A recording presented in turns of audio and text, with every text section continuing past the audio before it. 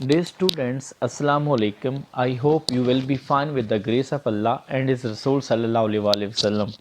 Dear students, today I am going to discuss about English BA Poetry. आज की हमारी poem है All the world's a stage. तमाम दुनिया एक स्टेज की मानद है, सारी दुनिया एक स्टेज की मानद है. This poem is originated by the pen of William Shakespeare. पहले हम बात करेंगे विलियम शेक्सपियर के बारे में. William Shakespeare was born in April 1564 and he was died 1616 in United Kingdom. He was an English playwright, poet and actor. He was regarded as the greatest writer in the English language and he was also regarded as the world's greatest dramatist. He is often called England's national poet. इस poem के अंदर William Shakespeare कहते हैं कि ये सारी दुनिया एक स्टेज की मानद है, ये सारी दुनिया एक स्टेज की तरह है और हम सब के सब इसके एक्टर हैं. हर इंसान 7 किस्म की एक्टिंग करता है और ये इंसान के 7 अदवार कहलाते हैं और इन 7 किरदार अदा करने के बाद इंसान इस दुनिया से चल बसता है. जिस तरह कुरान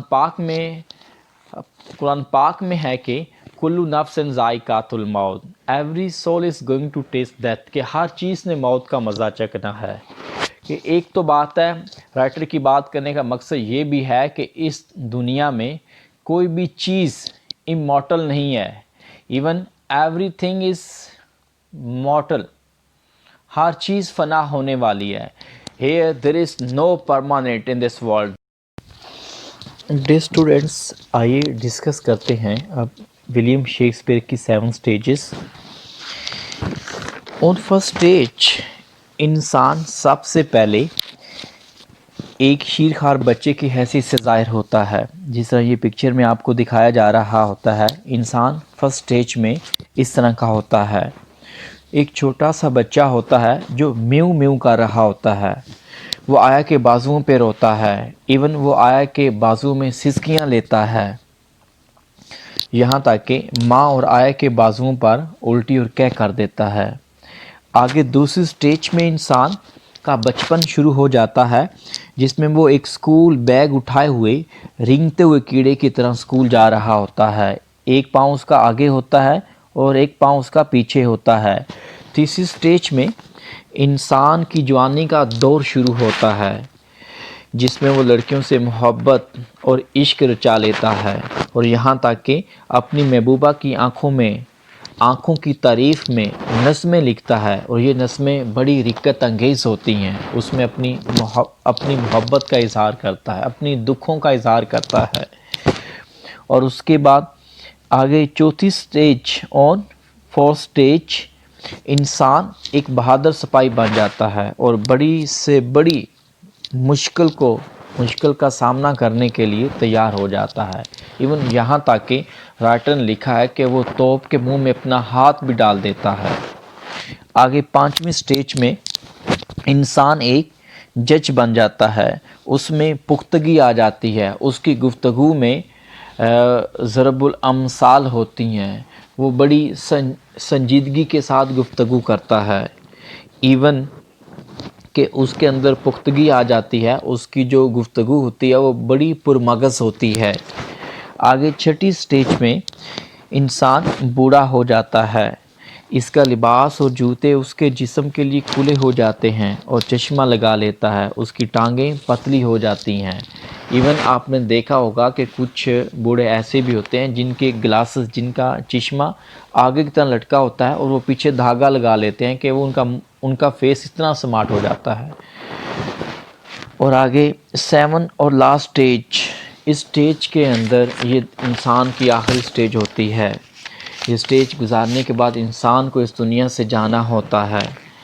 इस स्टेज में इंसान का बढ़ापा शुरू हो जाता है, जिसमें खाने पीने का जायका खो बैठता है और ना ही उसके दांत होते हैं. और कहा जाता है कि इस स्टेज में इंसान बिल्कुल फिर एक बच्चे की मानद होता है, क्योंकि वो बच्चों की तरह ज़िद करने लग जाता है. उसका जितना भी उसका اس کا عمل ہوتا ہے یا جتنا بھی وہ جس طرح کا بھی وہ کام کرتا ہے اس میں بچوں والے عمل ظاہر ہوتے ہیں. وہ بالکل بچے کی طرح اپنی لائف کو گزارنے لگ جاتا ہے, چھوٹی چھوٹی باتوں پہ نراش ہونا. تو اس پوئم کو پڑھنے کے بعد ہمیں یہ بھی پتہ چلے گا کہ ہم کس سٹیج میں ہیں, ہم تھرڈ سٹیج میں ہیں یا فورتھ میں ہیں یا ففتھ میں ہیں, یا ابھی بھی ہم ٹھیک ہے سیکنڈ سٹیج میں ہیں, ابھی ہمارا بچپن ہی چل رہا ہے. ڈیئر اسٹوڈنٹس السلام علیکم. آئیے پوئم کی ریڈنگ کی جانب چلتے ہیں. All the world's a stage written by William Shakespeare. All the world's a stage, ساری دنیا ایک سٹیج کی مانند ہے, تمام دنیا ایک سٹیج کی طرح ہے. And all the men and women merely players, اور تمام مرد اور خواتین اس دنیا کے اداکار ہیں. پلیئرس کا معنی ہوتا ہے ایکٹرز, اداکار, اور اس کے بعد میرلی کا معنی ہوتا ہے میس یا صرف اور صرف. یہاں پہ پوئٹ کا کہنے کا مطلب یہ ہے کہ اس دنیا میں تمام مرد اور خواتین میس اداکار ہیں. they have their exits and their entrances. وہ سٹیج پر داخل ہوتے ہیں اور چلے جاتے ہیں. اس کو اگر آپ سمپل لیں تو آپ یوں بھی کہہ سکتے ہیں جو کوئی بھی اس دنیا میں آیا ہے اس نے اس دنیا سے جانا بھی ہے. ہم سبھی کا انٹرنس بھی ہے اور ہم سبھی کا ایگزٹ بھی ہے. یعنی انٹرنس جب ہم پیدا ہوتے ہیں اور جب ہم ایگزٹ جب ہم دنیا سے چلے جاتے ہیں. یہاں زندگی کو ایک ناٹک کے طور پر بیان کیا گیا ہے. جیسے تھیٹر میں انٹرنس بھی ہوتا ہے اور ایگزٹ بھی ہوتا ہے. یہاں سے ایک یہ بھی ہمیں لیسن ملتا ہے کہ there is no thing permanent, there is no permanent here, there is nothing permanent in this world. دنیا میں کوئی بھی چیز مستقل نہیں ہے. Even you can say that in this regard the Holy Quran also say that every soul is going to taste death, کہ ہر چیز نے موت کا مزہ چکھنا ہے. جو روح دنیا میں آئی ہے, جو چیز دنیا میں آئی ہے اس نے موت کا مزہ چکھنا ہے. ایون یہاں سے یہ بھی پتہ چلتا ہے کہ دنیا کے اندر کوئی بھی چیز مستقل نہیں ہے. ہر چیز جو بھی روح جو بھی چیز دنیا میں آئی ہے اس نے اپنی موت کی وجہ سے اس دنیا سے جانا ہے. آگے ہے and one man in his time plays many parts, اور ایک آدمی اپنے وقت میں بہت سے کردار ادا کرتا ہے. یہاں پہ اینڈ اور ون مین ایک آدمی ان his ٹائم سے مراد یہ ہے کہ اپنی زندگی میں پلیس ادا کرتا ہے. مینی پارٹس بہت سے کردار یا کئی کردار. ایک آدمی اپنی زندگی میں بہت سے یا کئی کردار ادا کرتا ہے. his acts being 7 ages, اس کی زندگی کے 7 ادوار ہیں. his acts mean اس کے اعمال, اس کے جو اعمال ہیں اس کی زندگی ہے. یعنی اس کی زندگی کو 7 حصوں میں تقسیم کیا گیا ہے. یہاں اس کی زندگی کے 7 ادوار ہیں. ڈیئر اسٹوڈنٹس آئیے چلتے ہیں پوئم کے سیکنڈ سٹینزا کی جانب اور فرسٹ سٹیج کی جانب. اس کے اندر انسان کی فرسٹ سٹیج کا ذکر ہے اور سیکنڈ سٹیج کا ذکر ہے اور تھرڈ سٹیج کا بھی ذکر ہے. At first the infant, in this line the poet says that at first stage man becomes the infant. پہلی سٹیج میں انسان ایک شیر خوار بچہ بن جاتا ہے. انفینٹ مین چھوٹا سا بچہ جو بھی دودھ پینے والا ہوتا ہے. میولنگ اینڈ پیوکنگ دا نرس ایمس, میولنگ ہلکی آواز میں رو رہا ہوتا ہے یعنی اونہ کر رہا ہوتا ہے. And puking in the nurse arms, اور نرس کے ہاتھوں میں, نرس کے بازوؤں میں وہ کر دیتا ہے. میولنگ کا معنی ہوتا ہے ہلکی آواز میں رونا یا اونہ کرنا.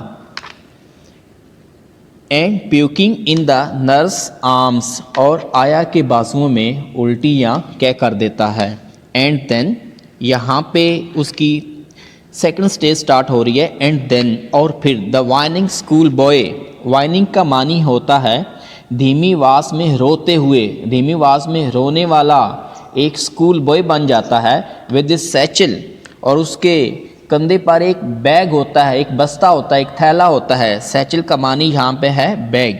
एंड शाइनिंग मॉर्निंग फेस, और सुबह के चमकते चेहरे के साथ क्रीपिंग लाइक स्नेल, एक गूंगे की तरह रेंगते हुए जा रहा होता है। अनविलिंगली टू स्कूल, स्कूल की जानब ना चाहते हुए। अनविलिंगली मानी होगा ना चाहते हुए, ना रजामंदी से, ना चाहते हुए, यानी वो स्कूल की जानब ना चाहते हुए गूंगे की तरह रेंगते हुए सुबह चमकते हुए चेहरे के साथ स्कूल ना चाहते हुए जा रहा होता है। यानी एक उसकी टांग आगे होती है, एक टांग उसकी पीछे होती है। इवन हम अक्सर देखते थे जब हम भी बचपन में स्कूल जाया करते थे तो बहुत से ऐसे स्टूडेंट्स आते थे जिनके वालिदैन उनको खींच कर स्कूल आ रहे होते थे। एक उनका पाँव पीछे होता था, वो अपना पाँव पीछे की तरफ खींच रहे होते थे, जबकि उनके जो वालिदैन थे उनके बाजुओं को पकड़कर आगे खींच रहे होते थे। तो इस स्टेज में, यानी जो इंसान की सेकंड स्टेज है अकॉर्डिंग टू विलियम शेक्सपियर, वो ऐसे है कि इंसान जो है वो रेंगते हुए स्कूल की जानब जा रहा होता है। एंड देन द लवर, अब ये आपकी तीसरी स्टेज है एंड देन द लवर। पहली में क्या होता है, एक शीरखार बच्चा बन जाता है इंसान, दूसरी में एक स्कूल बॉय बनता है, तीसरी में क्या हो रहा है यहाँ पे एंड देन द लवर, और वो फिर एक आशिक बन जाता है, एक आशिक। आजकल तो मुआशरे में आशिकों की कोई कमी ही नहीं। एंड देन द लवर, और फिर वो एक आशिक बन जाता है। साइंग लाइक अ फर्नेस, और एक चूल्हे की तरह, एक आतिशदान की तरह वो आहें भरता है। यानी लवर की जो सांसें हैं वो बहुत गर्म हैं, वो जवान हो चुका है यहाँ पे। जब किसी को कोई नई मोहब्बत होती है तो जो उसका दिल होता है वो बिल्कुल ऐसे ही होता है जज्बात के एतबार से जैसे एक चूल्हा है। हर वक्त उसके दिल से बड़ी बड़ी अजीब सी फीलिंग्स आती रहती हैं। साइन लाइक फर्नेस, यानी वो एक चूल्हे की तरह या एक आतिशदान की तरह या एक बट्टी की तरह आहें भरता है। विद द वूफुल बैलेड, वूफुल का मानी होता है दर्द भरे या गमगीन, गम अंगेज या गम से भरी। बैलेड मीन नज़में या जज्बाती गीत। Made to his mistress eyebrow, वो अपनी महबूबा की आंखों की तारीफ में दर्द भरे गीत लिखता है या गम से भरी जज्बाती नज़में लिखता है। वूफुल बैलेड का मानी यहाँ पे क्या लेंगे आप, दर्द भरे गीत। Made to his mistress eyebrow, mistress mean महबूबा, यानी वो अपनी महबूबा की आंखों की तारीफ में रिक्कत अंगेज या दर्द भरे गीत या दर्द भरी नज़में लिखता रहता है। यानी यहाँ पे ये भी एक एज आती है कि इंसान जो है, ठीक है, इवन के इंसान ओवरऑल उसकी जो फीलिंग्स होती हैं जब वो आशिक बनता है, वो अपनी तमाम जो उसकी एक्टिविटीज़ होती हैं उनको छोड़कर वो अपनी मोहब्बत की तरफ लग जाता है। क्योंकि उसको मोहब्बत वैसे भी कहा जाता है कि अंधी होती है और उसको मोहब्बत के अलावा कोई चीज़ नज़र ही नहीं आती।